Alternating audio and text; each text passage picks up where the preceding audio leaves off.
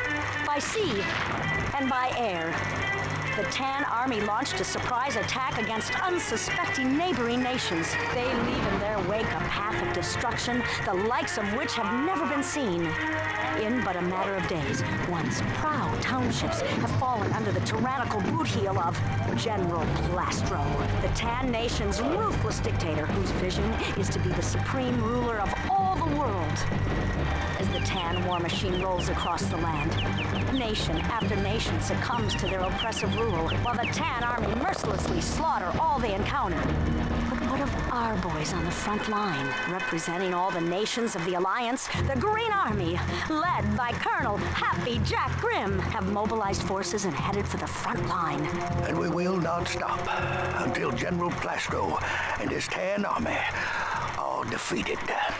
Outnumbered, the Green Army fights tooth and nail to preserve our freedom. So our heroes battle to let justice arise from tyranny and oppression, fighting day in and day out to deliver us all from the Tan menace. We can only join together for a swift victory and a speedy homecoming.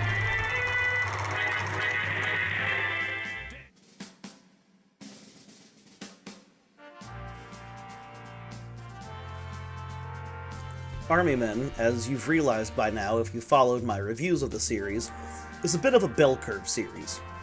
A few games are horrible, and a few games are great, but most are middling and solidly okay. Sarge's Heroes is planted solidly in the great camp. At the very least, it's great in the context of Army Men. This game is a departure from the main series in that it's an alternate universe. The characters are all different, and you discover the portals to our world all over again and in a different way, effectively serving as a reboot of the series, despite the fact that the main timeline series kept releasing right alongside this.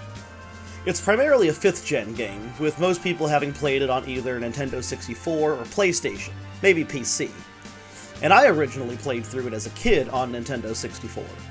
But the version I just played through from start to finish for this review is both the best version of the game and the only version to release on a 6th-gen console, the Dreamcast port of Sarge's Heroes. I'll go through some of the differences between the versions, as I played through parts of each game to compare them, but the most significant difference divides the versions into two camps. The PS1 version and the PC version are both inferior to the N64 and Dreamcast versions, but they do have one important thing that those versions don't. PlayStation and PC got full motion cutscenes. Nintendo 64 and Dreamcast, on the other hand, got in-engine rendered scenes with regular character models, and while it serves just fine to tell the story and honestly flows a bit more smoothly than the cutscenes with gameplay, Army Men's cheesy cutscenes have always been one of my favorite things about the series. They all play largely the same, the console versions anyway, I didn't play it on PC, but they look radically different, and there is a clear hierarchy of quality here. The worst looking version, hands down and by a lot, is PlayStation. That's no surprise really, as it's a good bit weaker in terms of hardware than the Nintendo 64. It looks better than Army Men 3D or the World War games, but it's pretty close. The bronze medalist is the PC version. Since it was essentially a port of the PlayStation version, it has the bad textures and low polygon models of the PlayStation version, just running at a higher resolution. Silver goes to Nintendo 64. It was made separately from the PlayStation version to take advantage of the Nintendo 64's powerful hardware and 64-bit capabilities, and that shows with much better quality textures and higher poly count models. If you have the RAM expansion, you also have the option of running the game in 480i instead of 240p, an option PlayStation wasn't capable of. The supreme visuals, no surprise here, as it's a generation ahead of the other two consoles, is Dreamcast. It's a port of the N64 version, so it starts out with baseline superior visuals, but the textures are improved and the rendering is smoother thanks to the beefier hardware. Not only that, but if you have a VGA box or a SCART cable, Dreamcast Sarge's Heroes can run at 480p, the highest resolution version out there. Full disclosure, you do have to force it to run at 480p, as it technically doesn't support VGA, but there are some pretty easy ways to do that, and when forced, the 480p works flawlessly. There's really only one thing, okay, fine, two things, but only one important one, that hold the Dreamcast version back from being a truly definitive Sarge's Heroes experience, and that's the absence of the full-motion cutscenes. It made sense for Nintendo 64. Those cartridges have much less storage capacity than a CD. But not only is that not an issue for the Dreamcast, but the Dreamcast GD-ROMs have a greater storage capacity than the PS1 CD-ROMs. It would have been perfect to take the PS1's cutscenes, polish and then render them at the Dreamcast's higher resolution, and put them in with the Dreamcast version. That way you could have the superior N64 visuals that already get the Dreamcast's enhancement, plus the PS1's cutscenes, which could also conceivably have gotten some polish and enhancement from the Dreamcast's superior hardware and resolution output. That's the main thing. There is one level that is completely exclusive to the Nintendo 64 version, a level where you move along pipes and wires inside the walls, and while its absence is missed in the Dreamcast version, I think the cutscene's inclusion would have more than made up for that. Anyway, now that I've rambled about version differences and extolled the Dreamcast's supremacy, I guess I should talk about the actual game. As I mentioned in the beginning, this is not the same timeline as the first several Army Men games.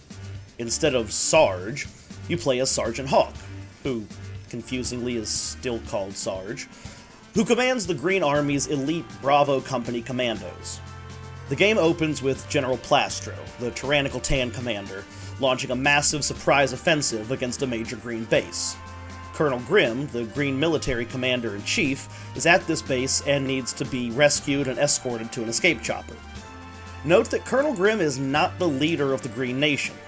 Air Tactics, which takes place in the Hawk universe, as you rescue the Green President, implying that the President is the civilian political leader of the Green Nation, whereas Colonel Grimm, don't ask why he's not a general, is the leader of the Green military, presumably a step below the President in overall authority. Playing as Sergeant Hawk, you fight your way through the Tan forces occupying the base until you link up with Colonel Grimm. From there, you have to fight your way to the helipad, escorting Colonel Grimm along the way and ensuring he survives to escape. Unfortunately, the Bravo Company commandos are all captured by Tan forces. The rest of the game is Sarge's missions to rescue his comrades and uncover and foil Plastro's schemes. The gameplay is a standard 5th-gen third-person shooter. Your control stick moves your character and camera automatically. Firing your weapon is done with pseudo-tank controls. You can fire while moving, and it will mostly auto-aim if you're pointed in the general direction of a Tan soldier, but when you're manually aiming, it is all tank-style controls. Think Resident Evil. It's not ideal, but it works, and it's extremely in line with game conventions of the time. Camera controls are a little annoying and a little wonky since they're tied to character movement, but it's a minor issue and also something that was pretty common at the time. The bigger issue really is the difficulty curve. The early missions in the first quarter or so of the game are short and easy. The second quarter gets a little bit longer and a bit tougher with some ambushes, but it's still reasonable. Then you hit the second half of the game and it goes balls to the walls. It's not even that the levels spike in true difficulty that much. Outside of the giant robots, the enemies and difficulty stay pretty fair. The problem is that the levels get extremely lengthy, and there are no checkpoints. Fort Plastro is one of the mid-game levels, and I made it through like half an hour of levels sneaking through hills, through minefields, taking out every enemy without taking a single hit, deactivated the electric fence, hopped the walls of the fort, took out the first few guards without being spotted, and then got ambushed and virtually insta-gibbed by a guy with a flamethrower. No problem, now I know where he is what I would normally say if it didn't send me back to the beginning of the entire level to start over. While the camera is annoying, and the difficulty spike due to level length and ambushes is infuriating, Army Men Sarge's Heroes is still more than worth it to play through. The music is rad as hell, and the game is just genuinely fun. It's not just good for Army Men. The game is just plain good. Sure, it's not a Game of the Year contender, but it's definitely earned the nostalgia that millennial gamers tend to have for it, and it will absolutely stay a cult classic of sorts, as it deserves to. Dreamcast is definitely the version to play, but Nintendo 64 is a bit more accessible, and it's nearly as good. Play it on PS1 if you have to. It's still fun, and the visuals, while not good, you get the full motion cutscenes, and that kind of makes up for it. Regardless of whether you collect for PS1, Dreamcast, or N64, or even if you play on PC, I definitely recommend giving Sarge's Heroes a play.